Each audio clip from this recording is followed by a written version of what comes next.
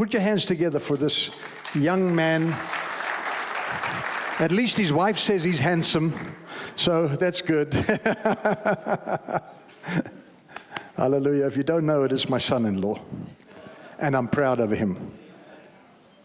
Thank you.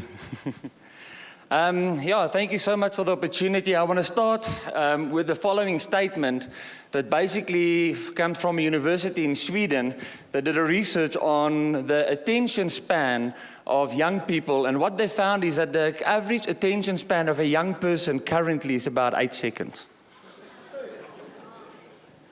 Now, I know there's some of you that are slightly older that are saying, I told you so. But the other statistic which is very important as well to take note of is that older people or older generations are becoming more like younger generations than younger generations are becoming like older generations. Which means most of us around here has got an attention span of about 8 seconds. Now let me explain that, because I think that's important. Well, what helps to develop us at the end of the day is our behavior and the things that we constantly get exposed to. And that's why I want to use this time to give a bit of understanding about how generations are shaped, what are the terminologies that we use when we speak about generations. But I want to use an example. If I had to tell you that there's a new app on the market, and this app can basically facilitate or manage all your finances for you, but I have no idea what the name of the app is, what is the first thing that you will do? You will Google it, or you go to the App Store, and or Google Play, and you will type in finances, right? Then there's about 5,000 plus apps that suddenly appears on your phone. You have no idea which one it is, but you start scrolling down it until you find something that looks a little bit interesting or more or less in line of what you want. Once you get to an app, and it's a small little picture, all you do is you click on it and you scan through the information, and you try to determine if that information is relevant to you and if that's important, and if it's not, you close it and you continue scrolling. Now, I dare you to test it, because it takes about 8 seconds before you start scrolling again. But then there's a second principle that attached to the 8-second principle, and that's a 2-minute law. Because the moment you find the app and you think, well, this is maybe it, you download it. Now, depending on your service provider, it can take between 1 minute and 5 minutes. But you download your app, and then if you're like me, you first read through the instruction manual. You go on a training course on how the app is supposed to work, right?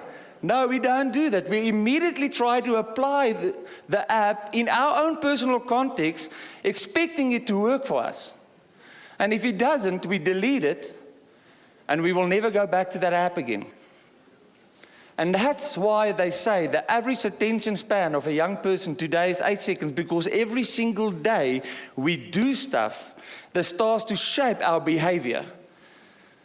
And so when I first realized that, and I love learning more about younger people and how younger people are thinking and their behavior, but I wanted to know, what is the motivation and why do we have what we refer to as a generational gap? The difference between the boomer generations, the X's and the millennials. I mean, it was the millennials that caused so much disruption in the workspace that everybody suddenly focused about generations. The challenge is that we've been so focused on millennials that we forgot about the Gen Z that's already stepped into our workspaces, or into our organizations, or into our schools. And so part of what I would like to do today is to give you a glimpse, and I only have a few minutes, but lay a basic foundation as into why is it important to understand what does the next generation means. Because I want to make it clear that the next generation doesn't mean we live in a fourth industrial revolutionary world. Do you agree? The world is changing. Next gen is not about the Gen Zs. It is not about the millennials. It is not even about the generation after the Gen Zs. But I strongly believe, and I'm totally convinced, that when we speak about next gen, especially in a church context, we speak about a multi-generational space where every generation understands its responsibility, the role they play, the value they add, so that collectively we can move forward. It is not just about a generation, but about every single generation. The church has an amazing opportunity because in our Sunday schools, we're already working with a generation that is coming after Gen Z. We're already imparting into their life foundational blocks that will shape their future, and I'll give some explanation to that now. But I went on a research trip. I had the opportunity in about 5-6 years ago to do my master's degree on global leadership development through the university in Gloucester in the UK. And so part of what I did is I did a road trip from Pretoria to Kenya to meet with all kinds of different leaders. We met with government leaders, business leaders, educational leaders, community leaders, and religious leaders. Try to understand what is really changing and impacting our world, because what we discovered is that there's this big world on the outside, and then there's a small little organization. And I know every one of us believes that our small organization is about to change the world. Okay, and that's true. We need to be motivated and excited about the thing. But what we also need to realize is that that outer world, or what we refer to in the academic world, the outer context, influence on the inner context, is that that outer world is also changing the landscape or the platform where you and I need to work and function in. And so we had to try and understand what's the impact of globalization on us as an organization. What is the impact of urbanization? Now, some of the latest research on urbanization, which I would like to share, is that it is not just about urbanization anymore, but there's a new movement taking place, what they refer to as de-urbanization. Focused movements of intentionally moving people out of urbanizing regions into the more country regions again, because it becomes cheaper to live now. So there are de-urbanization movements that are also taking place. Interesting on an African context is that Southern Africa, from the equator south, is the fastest urbanizing region in the world. And already they are estimating that in the next few years, new cities will be birthed that you and I do not even know of yet. And that's another excellent opportunity for us as Christians to try and identify where are those cities that might be birthed very soon, and how do we get involved from the beginning of that. But economics, network, funding structures, there's so much to say as into how all of that is changing in the world and how does it impact us as an organization. But what we realize through all of that is that one of the key things that we often overlook is how do we connect with the next generation? Or how do we connect with the generation that needs to step in? And who are those generations? And how do we work? So I want to play you a short video clip. It's about 3 minutes. And it's a video clip it's a marketing video clip of a cell phone company. But I just gave it a new title, and that is, there's a new generation birth that you and I need to take note of.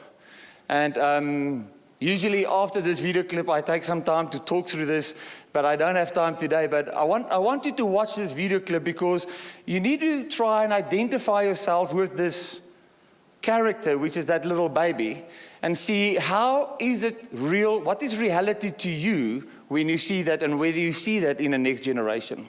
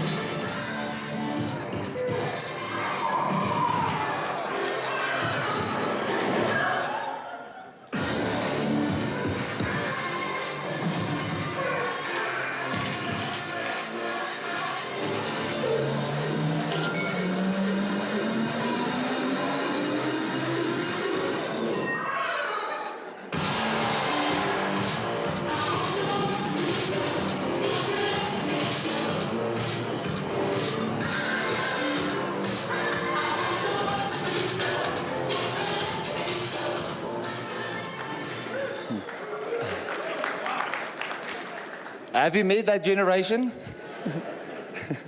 They're out there. They know how to use technology, but they still need their parents to dress them.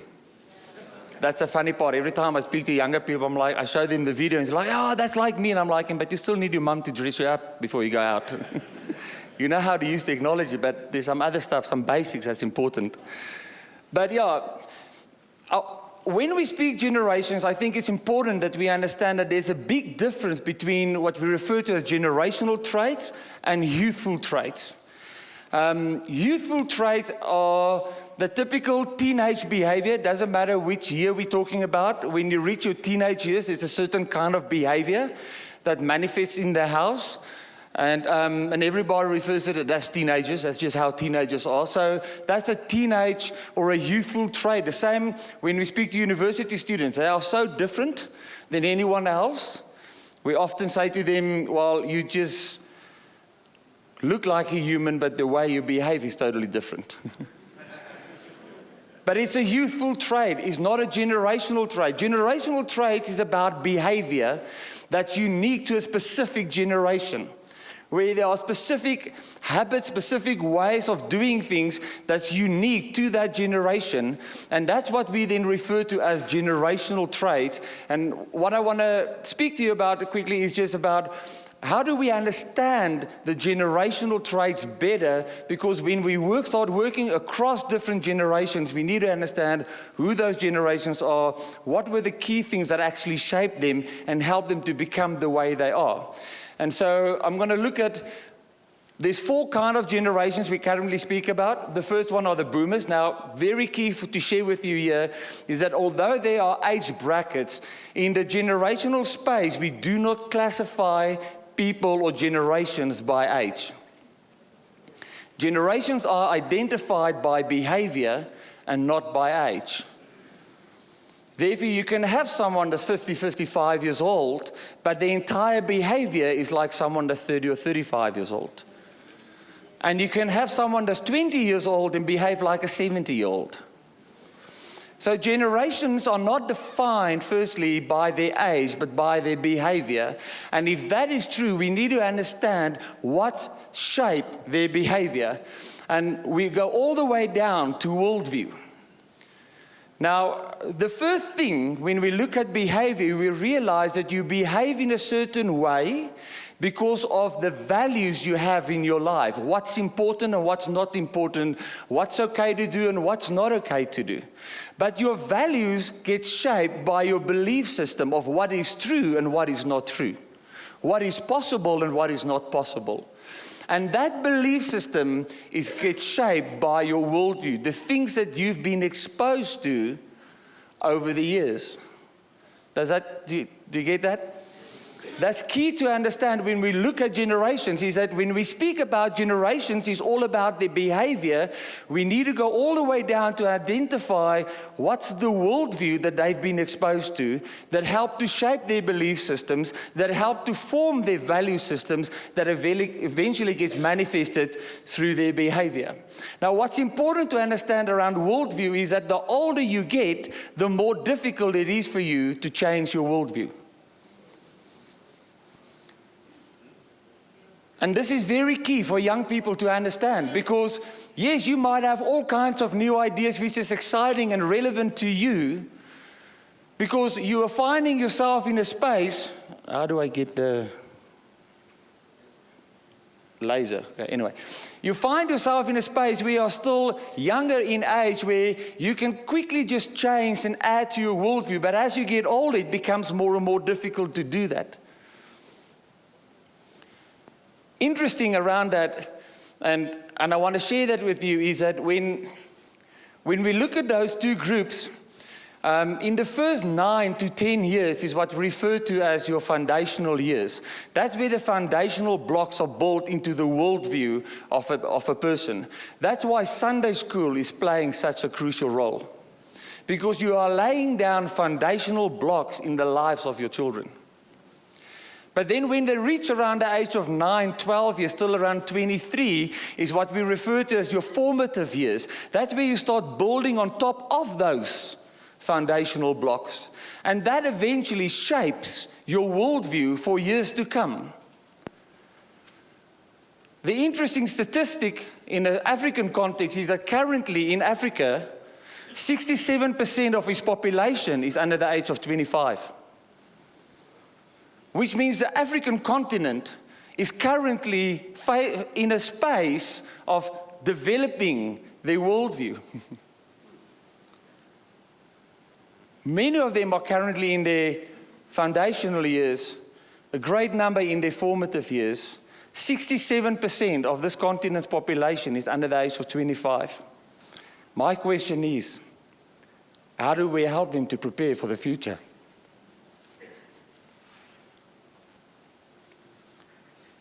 There are 4 key things that we look at when we identify the worldview shaping, what shapes their worldview.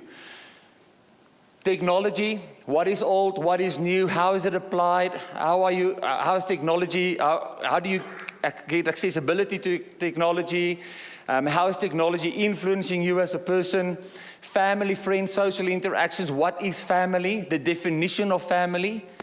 Very interesting, this morning I read an article around the millennials, and he stated that millennial fathers are currently spending 3 times more time with their children than any previous generation.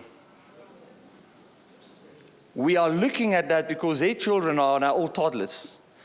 So we already try to see what impact could that have in the years to come as our children is growing older. Education, what is taught, how is it taught, accessibility to a big event, historical events. In the South African context, where we are, or recently went to what they call a technical financial recession, how is that influencing this younger generation when they look forward towards financial security, etc. In saying this, and my time is over, to really connect, and I've always said it when I speak to churches and organizations, I struggle to understand why it's so difficult for us to connect to a next generation. Because there's something about missiology that I was taught, and it was mentioned a couple of times in the last few days. It's like another people group. If we want to connect with the next generation, spend time with them, learn about them. Get to understand their language. Get to understand their culture. Speak from within their place of understanding. And that's where the book of Malachi is so clear for me. It says it's about turning the hearts of the fathers to the hearts of the sons. And then we will see the hearts of the sons turn to the hearts of the fathers. And I want to close with this.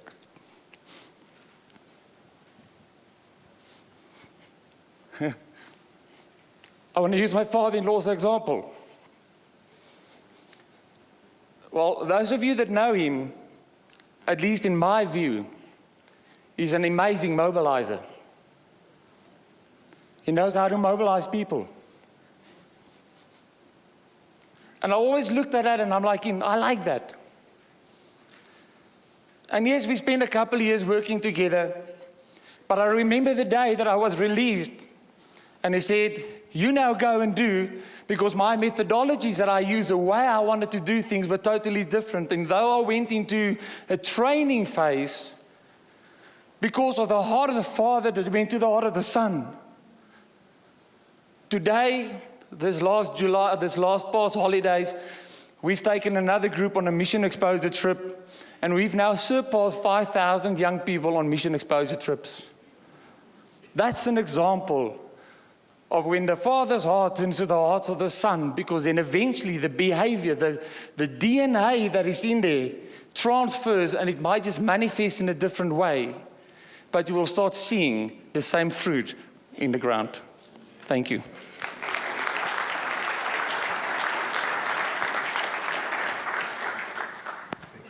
Well done, eh?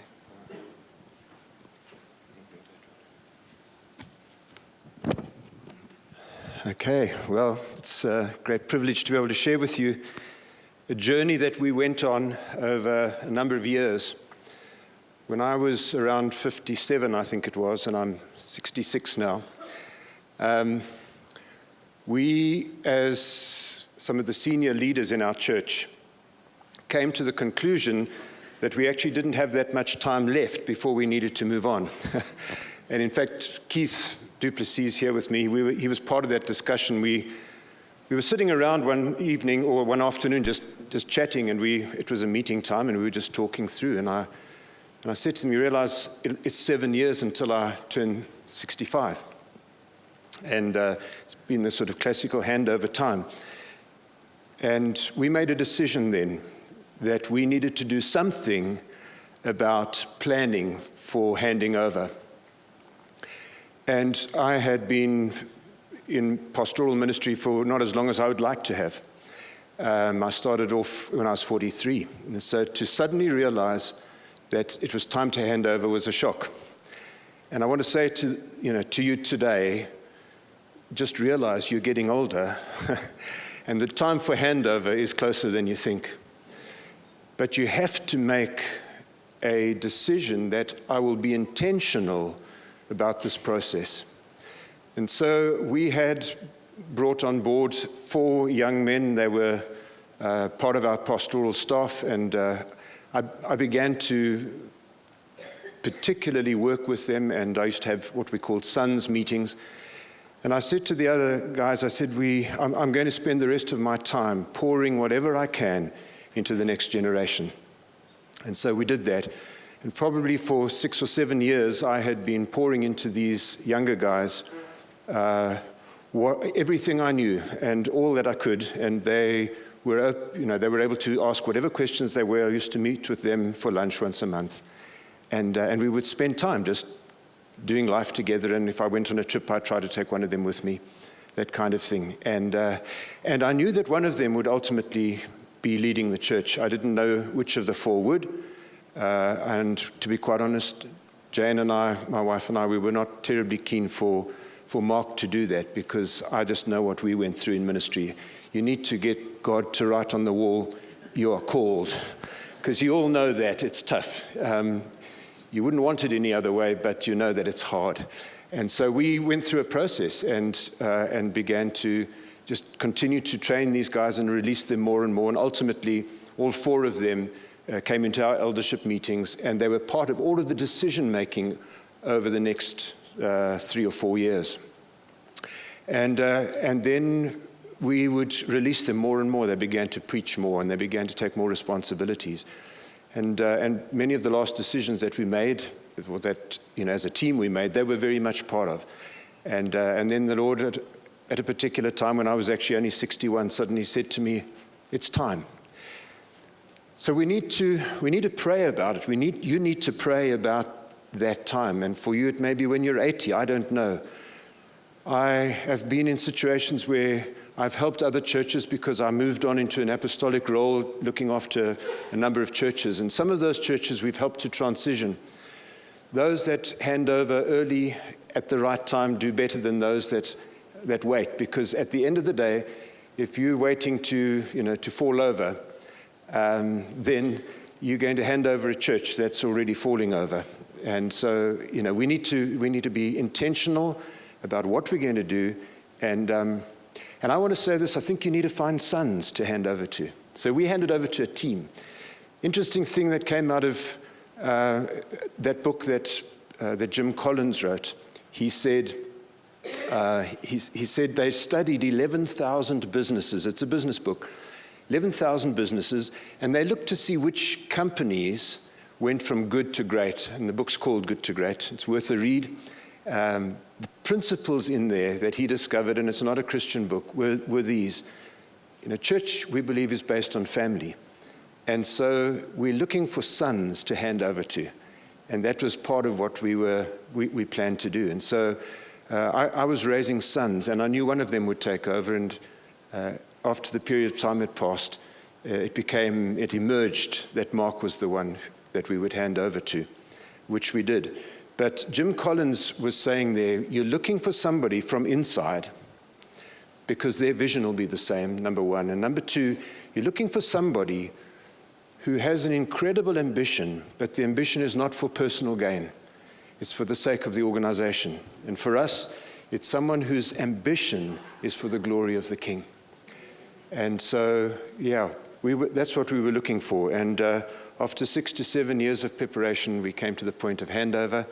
And yeah, it's been an incredible journey. It's 5 years down the line now. And I want to commend them. Mark and his team they've had an incredible journey. Church is flourishing. And they've been kind enough to look after me in the work that I continue to do now with the churches that we serve. So you can correct what you didn't experience on the journey. So this is kind of unrehearsed. We had an idea of what we wanted to share, but I'm going to pick up on the time frame. And maybe just to say that I think it's important, and what was important in our transition was that the time frame for the handover was 6 years before the handover happened. In other words, you've got to start. You can't. Let me tell a story which will maybe explain it. I have a friend in the States, and his son-in-law was part of a church, and they were looking for a senior pastor, a fairly big church in California.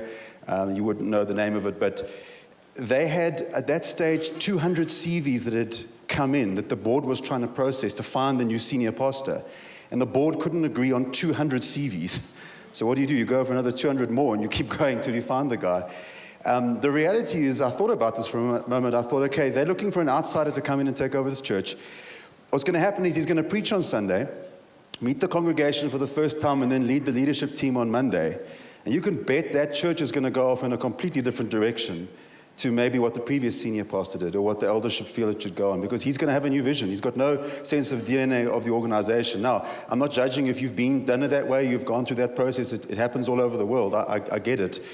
But here's what's going to happen in a handover like that. I don't know what happened with their story. I didn't hear the end of the story. It could be a good thing, because that senior pastor could come in with a missions heart and say, we've got to direct some of our budget towards missions now. That's fantastic. But what happens if he comes in with no missional heart and pulls the budget away from all the mission work? And suddenly you've got missionaries stranded on the other side of the world because the new senior leader's got a completely different heart and vision for that church. And that's why what my dad said is so important, is you want to have someone from the inside, someone that has the DNA, a son in the house who has walked with you, who's going to carry on doing what you were doing, but only improve it and grow it from there. And that's why I think it's so important they started 6 years earlier, because we were sons in the house. We were fathered into the way of thinking. And when we took over, having been involved in all this, really, a lot of the major decisions. Look, let me just say this.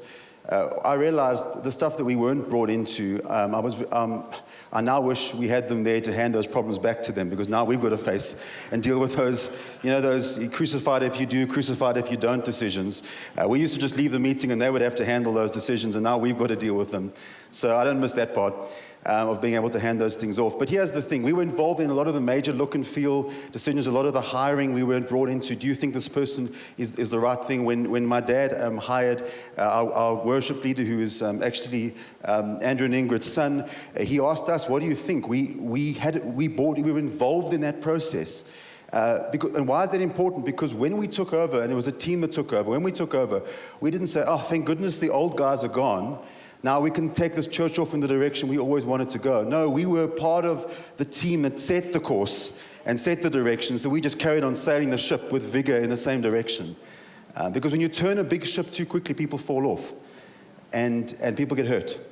And so we were involved in the process, and when we took over, we just continued sailing that ship in the direction we'd been part of setting that direction. We continued on the same course, maybe changed the look and the feel and the color of the paint of the ship, but we're still heading in the same direction. Just another comment. I've often had to work through and think this through a lot, certainly with the churches that we have helped to work through a transition or a succession process. And that is this: what do you do with the guy who's moving on? What were they supposed to do with me? And so I've asked different movements, and I asked NCMI what they do, and one of the answers, and I guess they wouldn't all have the same answer, but they said, no, look, what we believe is that the senior pastor or the senior leader, the lead elder, needs to stay on the eldership team afterwards. And then I'd go and ask somebody else, and they'd say, no, he needs to get out of town. We don't want him in the church anymore. And I've come to this conclusion. I think it depends on personalities. If you're an autocratic, top-down, micromanaging, looking over everybody's shoulder leader, which I respect and honor because every personality type and all leadership types are valid, then you need to get out of the way. because you're not going to be able to stop yourself from interfering in the next generation fulfilling their call and destiny. I tend not to be, a micromanager. There are weaknesses and strengths in both, in all leadership styles. But I was able to hand over and stay on the team. I'm still on the eldership there. But, if they paint the stage red, it really doesn't mean a thing to me. And they're welcome to. I don't stop them from doing anything, and they have done a phenomenal job.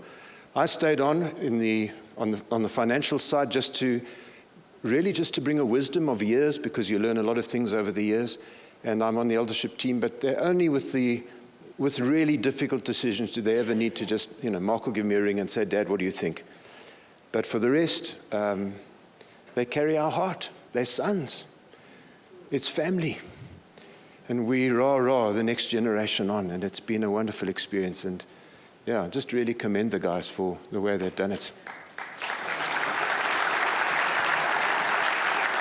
I just want to honor my dad in the whole process. I've watched too many transitions where the leader hands over to the next generation and he gives them the gun, but he holds on to the bullets. And you know what that analogy means, obviously. And he handed us the gun and the bullets. And if you want the thing to work and you want the next generation to bring in the change that needs to come, you've got to give them the gun and the bullets so they can do that. It's very easy you can hand over a whole lot of things and say, okay, you can do this, but I'm holding on to the budget. And so he gave us the budget as well. Obviously, he has input, and we want his advice as well. But we had to change some of the spending to facilitate the change that God wanted to bring. And I had to realize that God wanted me to bring those changes because He'd put me there, and I had to do that. But at the end of the day, I think what's important with the transition, and maybe that's where my dad's been good at, is he's watching really solely on the values. He doesn't want us to lose the values. The look and the feel can change. But the underlying engine's got to stay the same. The values and the heart have got to stay the same. The problem we have, by the way, it's a side note in the world, is it's fantastic that we modernize the look and feel and the sound of churches, but when we start modernizing the values and the biblical foundation of church, then there's a problem. And that's the problem in the world. We've modernized too much. I don't care what the lights look like. I love the lights and the cameras and the action. But we've got to be preaching the word of God. And we've got to be not shying away from the topics and the wonderful things that have been shared about today. But my dad was looking at that stuff. He was looking at the hard stuff, looking at the values, but giving us free rein to make all the changes we need to make in the look and the feel. And so I want to honor them also for doing that, for giving us the gun and the bullets. Just a last comment. I must be honest, it was a hard decision for me when I handed over. I mourned probably for 2 years afterwards. I loved leading the church. I love what I'm doing now. But we never lost, I don't think we lost anyone in the process. And we have a lot of older folk in the church, of which I'm becoming one. And but some of them, we have this group called the Golden Oldies, and they would come up to me, some of the old ladies, and they'd say, Pastor John, your son preached such a lovely message on Sunday. Aren't they doing well, these young men? Ooh, not that we didn't enjoy your preaching, mind you. And that's been the journey. It's been an incredible journey. Thanks for the privilege of being able to share it with you.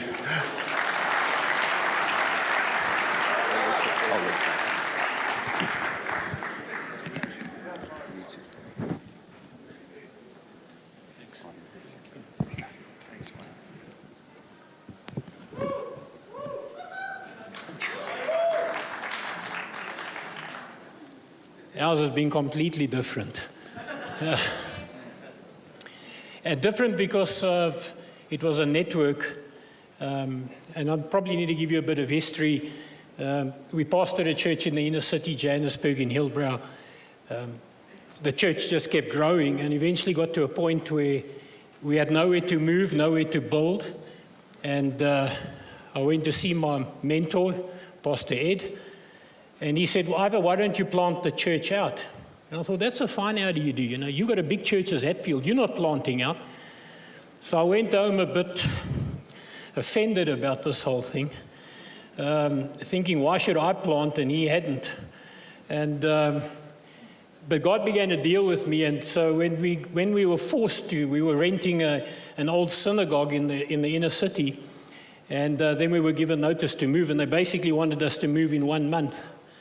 And I couldn't move a church of over 1,000 people in 1 month, so I asked them for some grace for 3 months. And then went and sat before the Lord, even though we had talked the year before as a leadership that we needed to plant out. And now we were forced to plant out, so now we needed a strategy from God on how we were going to do that. And God in His graciousness, and we give Him the glory. You know, my wife and I have never taken the glory, because it's just been God, the whole journey.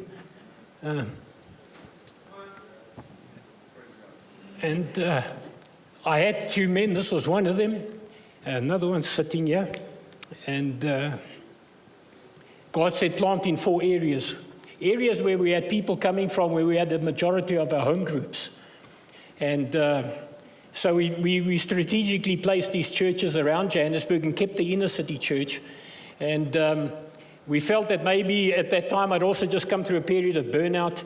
And so the church felt, well, maybe we needed to form an oversight body, plant out these churches, make 4 churches out of the one.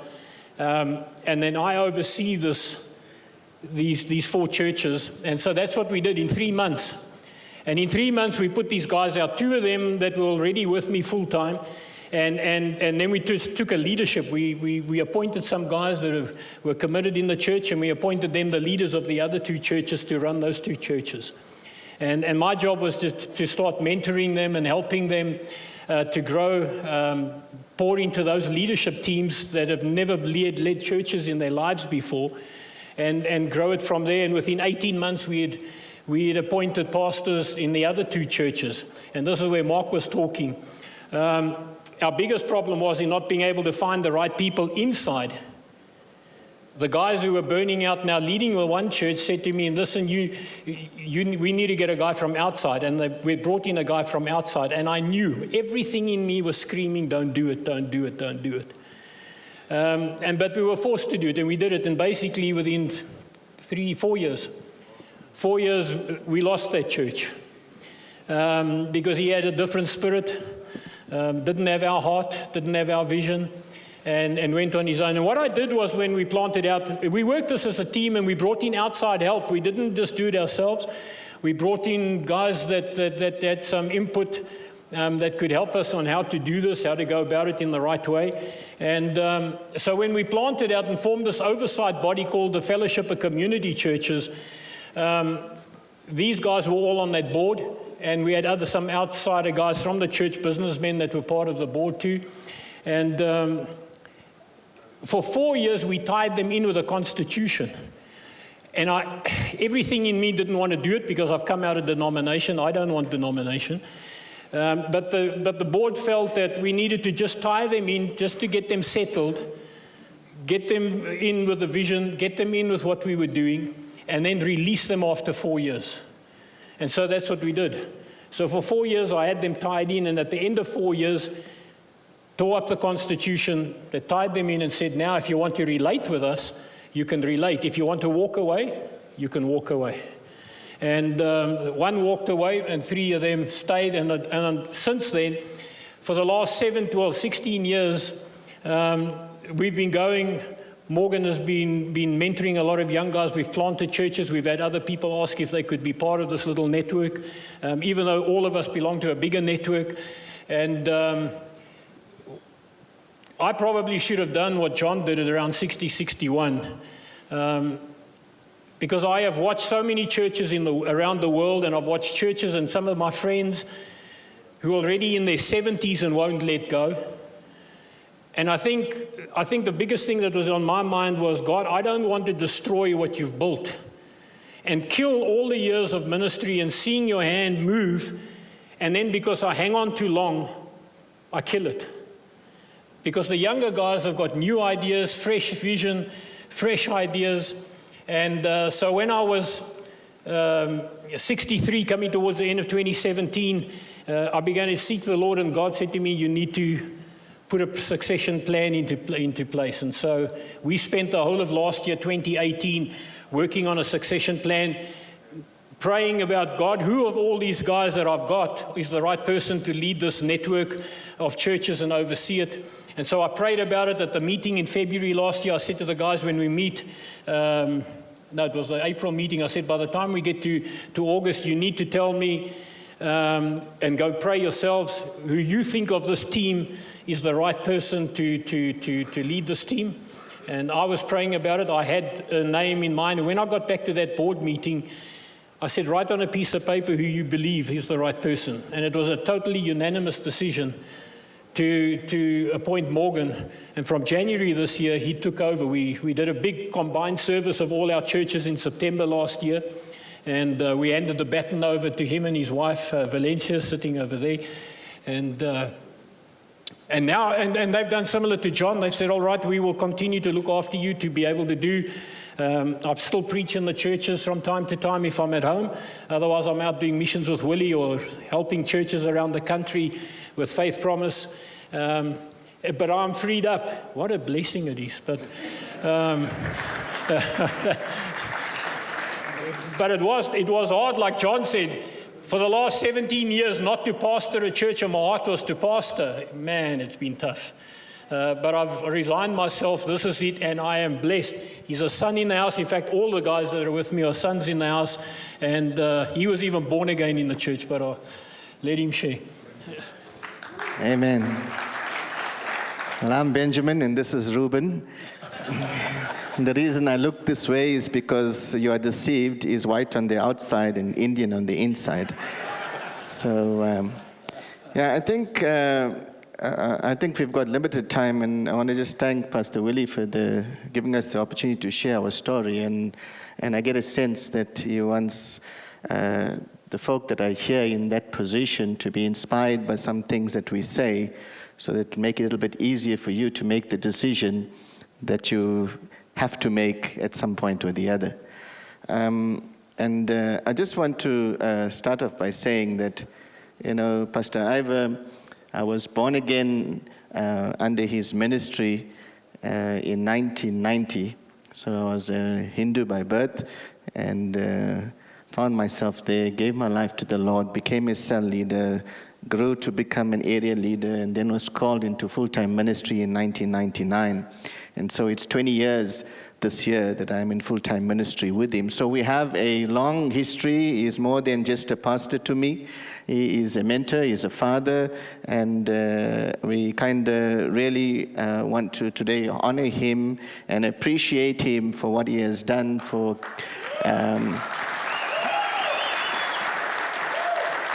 And I think a lot of people won't tell you this, but he said it wasn't an easy decision to make. And so we want to appreciate him for making the difficult decision of overcoming the flesh, because I think sometimes, the flesh wants to kind of hold on to things and make us, get emotional about things. But I believe with all my heart that Pastor Ivor and Hillary have been led by the Spirit and did what they believe God wanted them to do in this season. And for that, I really honor and appreciate them. Amen. I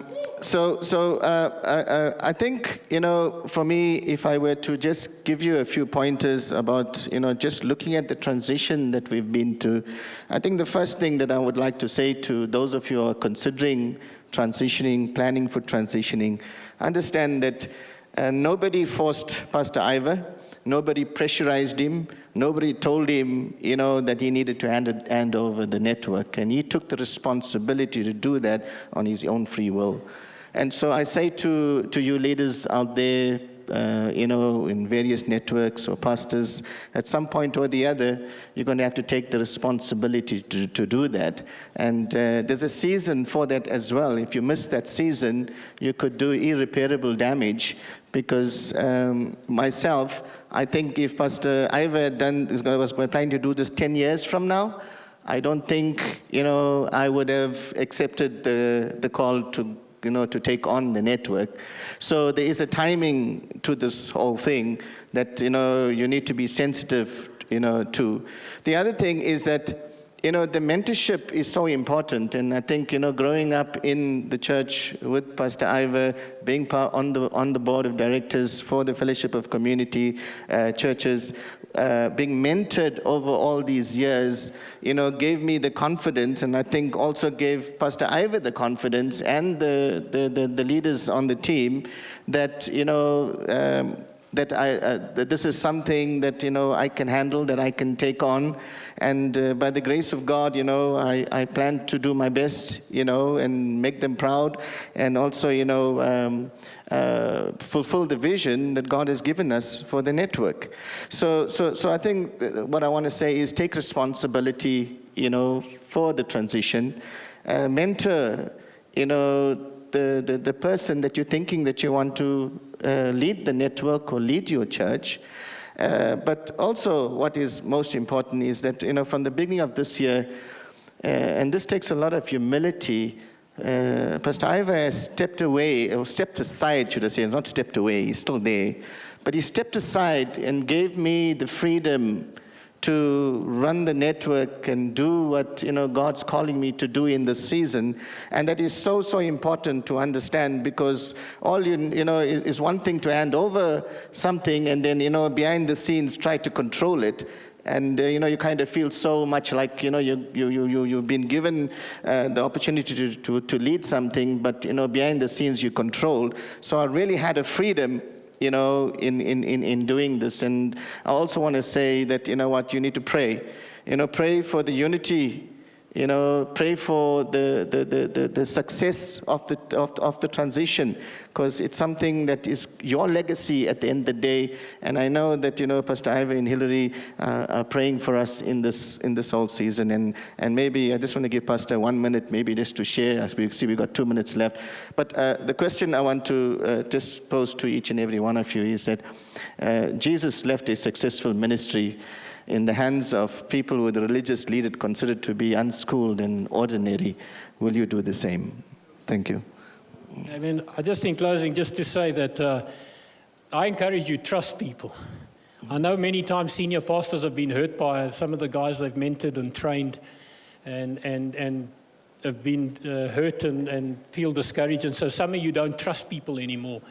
And I just realized, whether it works or doesn't work, I've got to trust.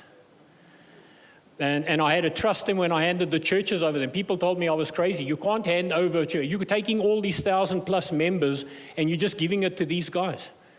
You won't have 50% in the next year. Well, I can tell you something. We've probably now 7 years, 17 years down the road, we've still probably got 50% of the original members that were with me in these churches. We never lost them. They took the DNA that I had and put onto them, and these guys ran with the vision, and the members bought into these younger guys, and it's just continued to grow. And so I really want to say to the senior guys, trust the younger guys. They've got energy. We've got no energy, man. I've got a bit of experience, but don't ask me to do what I used to do. It doesn't work anymore, but they've got it. So use them while you still can. Amen. Bless you. Thank you.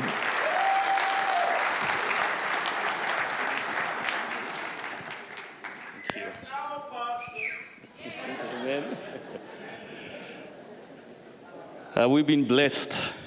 Amen. I'll zero it in on family. As a senior pastor of a church, a leader, working with government, traveling the nations, how do I deal with my kids, the next generation?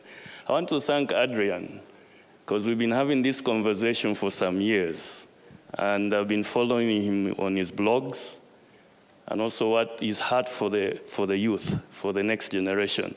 And that brought a conversation in our house, and that conversation from our house went into the community. I sat down one day with my leaders in the church, and I asked them, how do you see the church in the next 50 years? I'm talking to this national overseer of a whole denomination, very big denomination, very influential.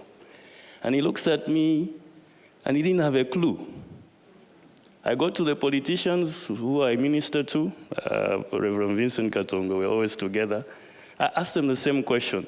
how do you see Zambia in the next 50 years? I'm from Zambia. And they will look at me in a strange way. And then I will now go to my peers and say, my friend, you have a successful law firm, or you're running a big industry, you're running a big, successful business. How do you see your business? How do you see yourself in the next 50 years? And I always drew a blank. And I went home and the Lord began to minister to me to say, you've been asking that question, how do you see Zambia? How do you see the church in the next 50 years? First of all, I started counting 50 plus my age. And it wasn't very comforting because I'm 53 years old now. And then I sat back and the Lord said, begin to have a conversation with your kids. So I became a student. I'm still a student. We have 5 children, 4 boys and 1 girl. 3 of them are already out of university. The 4th one is about to enter university. And ironically, 3 of them are all into law. So I have lawyers in their house. So we sit down and say, okay, counsel, let's discuss here. Let's have a dialogue. How do you see your world? Teach me. So they began to, when you're talking of, Adrian was talking of apps. If there's the latest app on the scene, I just ask them, what's the latest app that can benefit me in ministry? So I said, Dad, you can use this and that and that and that. Okay, fine. And I began to ask them about the language because, as Adrian said, the language has changed. And how I catch them is that they will tell me this is the latest language, this is the latest lingo. I mean, they're speaking English, but sometimes they have to interpret it. And I always see the look on the youth's faces when I'm speaking to the youth and I use their lingo, and they're like, he knows. And I say, yeah, I know because I've got your friends, your buddies are teaching me the new lingo. What? And then I began to say, how do they see their world? So what I've asked them is every time, like when we get back, we have a deal. They have to take me out for a movie. There are certain movies they know I will not watch. So they take me for a movie. Now, it's not only my kids, a number of youths. And I'm talking of, these are young professionals. They are already they are just beginning to enter their careers. Some are medical doctors.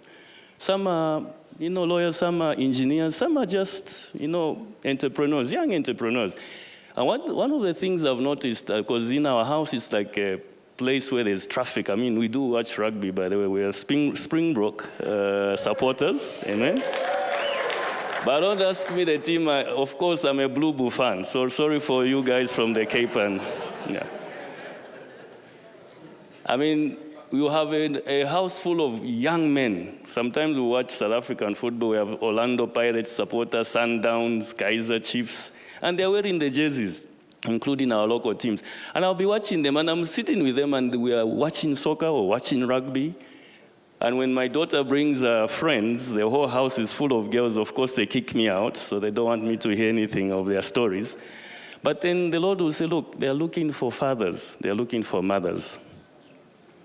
In ministry, we can be so disconnected from our children that we miss it.